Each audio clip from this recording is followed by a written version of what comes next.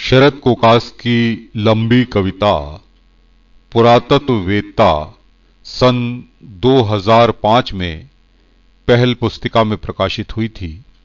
लीजिए शरद कोकास से सुनिए लंबी कविता पुरातत्ववेत्ता का यह एक अंश।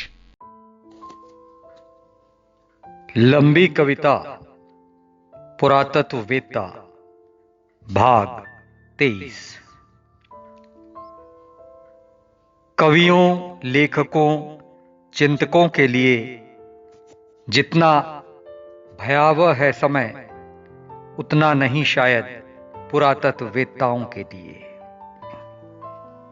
कवियों, लेखकों, चिंतकों के लिए जितना भयावह है समय, उतना नहीं शायद पुरातत्ववेत्ताओं के लिए, कि उन्हें मालूम है यह सब एक दिन अतीत हो जाएगा।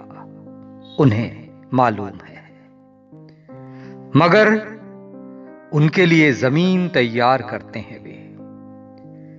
पुरातत्ववेत्ता कवियों, लेखकों, चिंतकों के लिए जमीन तैयार करते हैं जिस पर उगती है कविता की फसल, कि अब इसी तरह लौटने की जरूरत है इतिहास में, जैसे पेड़ लौटता है अपने बीज में और मनुष्य अपने भ्रूण में।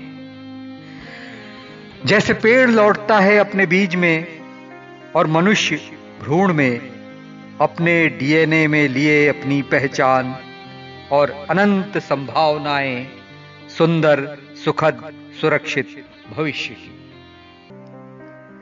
इसी जमीन पर जन्म लेती हैं कहानियां, इसी जमीन पर जन्म लेती हैं कहानियां।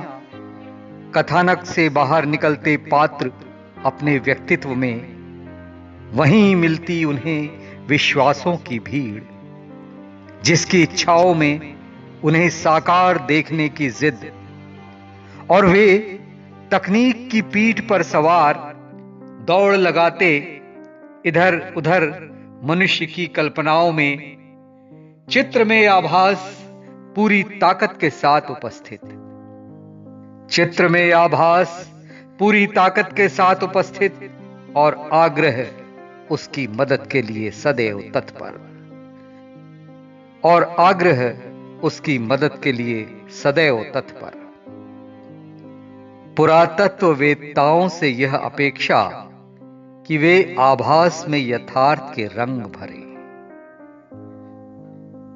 पुरातत्ववेत्ताओं से यह अपेक्षा कि वे आभास में यथार्थ के रंग भरे, कि फिर घटित हो अयोध्या और द्वारका और ट्रॉय भी कमोबेश, फिर घटित हो ट्रॉय भी कमोबेश।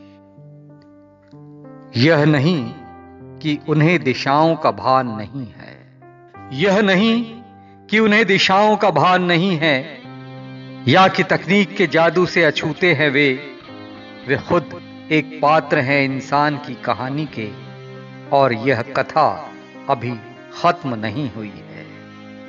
वे खुद अनगढ़ पत्थर हैं तराशे पत्थरों के बीच। पुरातत्ववेत्ता खुद अनगढ़ पत्थर हैं तराशे पत्थरों के बीच, मगर उन्हें पता है सीढ़ी और गुंबद के पत्थरों में फर्क। उन्हें पता है सीढ़ी और गुंबद के पत्थरों में फर्क।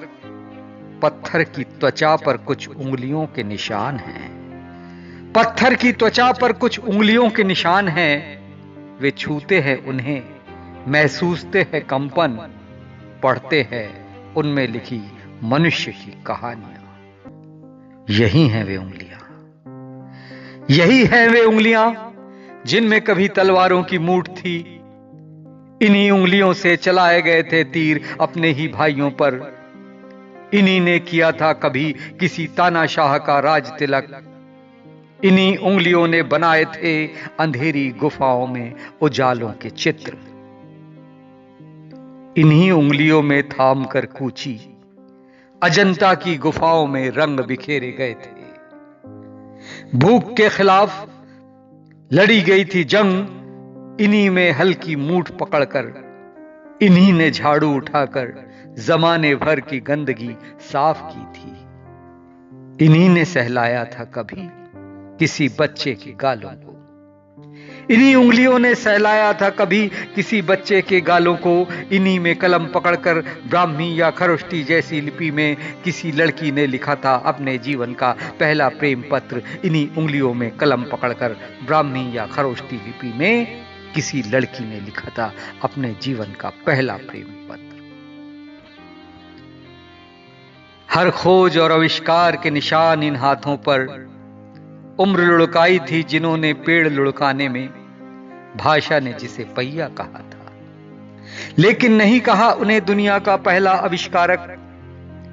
लकड़ी रगड़कर आग पैदा की थी जिसने, नहीं कहा उसे पहला वैज्ञानिक। कि उन दिनों आविष्कार के पेटेंट का चलन नहीं था और सार्वभौमिक होती थी दुनिया के मनुष्य की उपलब्धियां। उन दिनों आविष्कार के पेटेंट का चलन नहीं था और सार्वभौमिक होती थी दुनिया के मनुष्य की उपलब्धियां। मनुष्य ही था वह जिसने मस्तिष्क की ताकत से दी हुई दुनिया के बरक्स रचा था अपना संसार।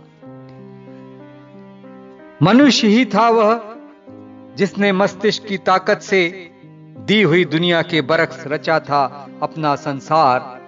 मनुष्य ही है यह जो इसके आतंक से मनुष्य पर राज कर रहा है इन दिनों।